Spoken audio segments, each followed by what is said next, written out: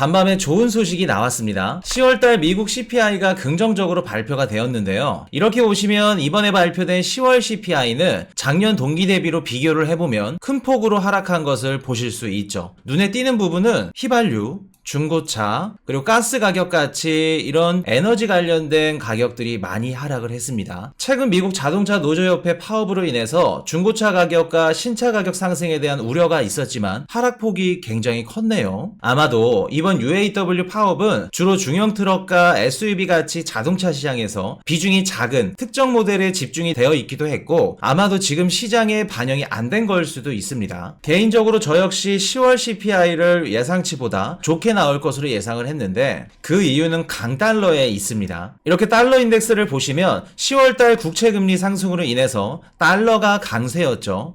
자, 이 부분이 10월 달이죠. 달러가 강세였던 시점입니다. 달러 인덱스가 고점이었기 때문에 인플레이션을 상쇄했을 것으로 보고 이번 CPI는 생각보다 더 잘 나오겠다고 예상을 했던 것이죠. 달러가 강세라는 건 미국이 수입을 하거나 소비를 할 때 인플레이션의 영향을 상대적으로 적게 받는다는 것을 의미합니다. 이 때문에 미국은 인플레이션을 수출하는 국가라는 이야기도 나오는 것이고요. CPI가 발표된 이후에 모든 매체 방송들은 연준의 금리 인상 은 끝났다며 연말 랠리를 예상하고 있어요. 부동산 관계업자분들도 금리가 떨어지면 시장이 회복하겠지 라는 생각으로 부푼 기대감을 갖고 계신 것 같은데 제 생각은 좀 다릅니다. 미국 CPI로 인해 당분간은 시장이 우상향을 그리겠지만 장기간 상승할 것으로는 생각하지 않아요. 인플레이션이 하락했다는 말을 다른 말로 해석한다면 소비가 감소했다는 말이기도 하죠. 실제로 10월 신규 고용은 15만 개로 감소하면서 현재 고용시장은 감소하고 있고 골드만삭스 이코노미스트들은 4분기 미국 경제 성장률 추정치를 1.6%로 하향 조정하면서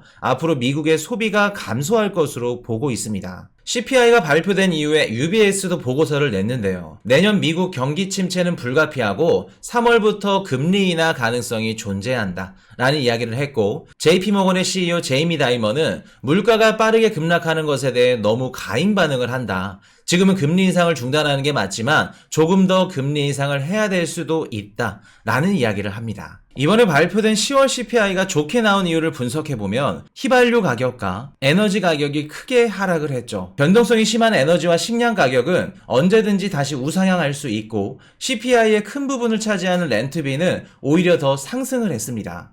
FOMC에서 긍정적인 시그널과 이번 CPI까지 시장이 좋은 것에만 가임 반응을 하는 게 아닌가 생각도 해봅니다. 현재 시장에서는 대다수의 투자자들이 이렇게 생각을 하는 것 같아요. 물가가 하락했으니까 당분간 금리 인상은 없을 거야. 그리고 곧 금리를 인하하게 되면 내 주식은 상승할 거야. 라는 관점인 것 같습니다. 제 관점은 생각보다 물가는 하락했으니 당분간 금리 인상은 없겠지만 소비가 감소하고 경기 침체로 접어들고 있고 내년에 무언가 터지면 금리를 인하하겠구나 라는 관점이에요. 여러분들은 어떤 관점을 갖고 계시나요? 첫 번째 관점에 더 가깝다면 주식을 오래 들고 가면서 상승을 확인하시면 되고 두 번째 관점이 나한테 더 맞다 싶으시면 단기적으로 상승 추세를 확인하면서 짧게 트레이딩을 하는 것이 효율적일 겁니다. 피가 되고 살이 되는 꿀단지 자료 하나 보여드릴게요. 자, 지금 보시는 차트는 1970년도부터 2021년도까지 연준의 기준금리와 미국 증시의 상관관계를 나타내는 차트입니다. 자, 이렇게 보시면 7개의 축은 공통점이 존재합니다. 연준의 기준금리가 고점을 찍고 인하할 때 미국 증시 최저점이 나오죠. 연준의 기준금리가 고점을 찍고 떨어질 때 미국 증시 최저점이 나옵니다. 자, 여기서도 금리를 인하할 때 최저점이 나오죠. 자, 여기서도 금리를 인하할 때 증시가 최저점이 나옵니다. 자, 여기서도 금리를 내리니까 최저점이 나오고요. 자, 여기서도 금리를 내리고 쭉 동결하는데 최저점이 나옵니다. 자, 여기도 보시면은 기준금리가 동결하다가 인하를 하니까 미국 증시 하락이 나왔죠. 연준의 기준금리가 최고점을 찍고 난 이후에 금리를 인하했을 때 미국 증시는 7번의 최저점이 나왔습니다. 즉 우리가 지금 환호하면서 기다리는 금리 인하는 절대적으로 호재는 아니라는 이야기입니다. 금리를 인상할 수 있다는 건 경제 체력이 좋기 때문에 높은 금리를 버틸 수 있다는 의미이고 금리를 인하한다는 건 경제 체력이 좋지 않기 때문에 높은 금리를 버티지 못한다는 의미입니다. 즉 금리 인상 시기에는 미국 증시가 오히려 상승을 했고 반대로 금리 인하 시점에는 어김없이 미국 증시는 최저점이 나왔죠. 어제 발표된 미국 CPI와 명품 시계 지수와의 상관관계를 한번 생각해 봤어요. 시계에 관심이 많으신 분들은 많이 들어보셨겠지만 롤렉스, 파텍 필립, 오데마 피게 이 세 개의 시계 브랜드를 합쳐서 빅3 시계라고 부릅니다. 이 빅3 시계 리셀 시장의 최근 5년간 성장률이 미국 S&P 500 성장률을 넘어설 정도로 평균 수익률이 굉장히 높습니다. 그래서 일부 투자자들은 포트폴리오를 다각화하기 위해서 시계에 투자하기도 합니다. 근데 여기 보시면 상승폭도 가파른 만큼 하락폭도 굉장히 가파르게 떨어집니다. 명품 시계의 공급은 증가하는데 수요는 감소하니까 리셀러들은 재고가 쌓일 수밖에 없을 거고 가격은 계속해서 떨어지는 겁니다. 즉 빅3 리셀 시장의 하락은 전체적으로 소비가 둔화되고 있다는 증거라고도 할 수 있어요. 빅3 시계의 가격이 워낙 비싸고 수요가 한정적이어서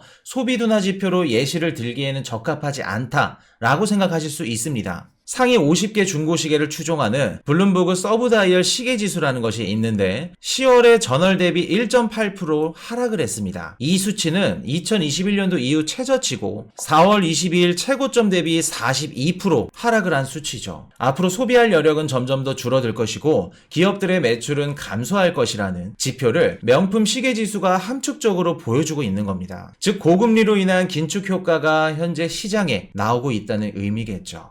이번에 발표된 미국 CPI는 물가가 하락했다는 긍정적인 의미 뒤에는 소비 감소라는 부정적인 의미가 숨어 있습니다. 물가 하락은 금리 인하를 의미하고 금리 인하는 경기 침체를 의미합니다. 경기 침체기에서는 기업들의 실적이나 국민들의 소비가 좋을 수 없을 거예요. 국가들은 저성장 기조를 보이게 됩니다. 아마도 우리가 예상하는 산타 랠리나 상승장은 예상보다 짧을 수도 있을 거예요. 너무 환호에 빠져서 앞으로 다가올 위험을 느끼지는 못하고 있는지 한 번쯤 되돌아볼 필요가 있는 것 같습니다. 다음이 더 기대되는 좋은 정보로 찾아뵙겠습니다. 지금까지 머니톡톡이었습니다.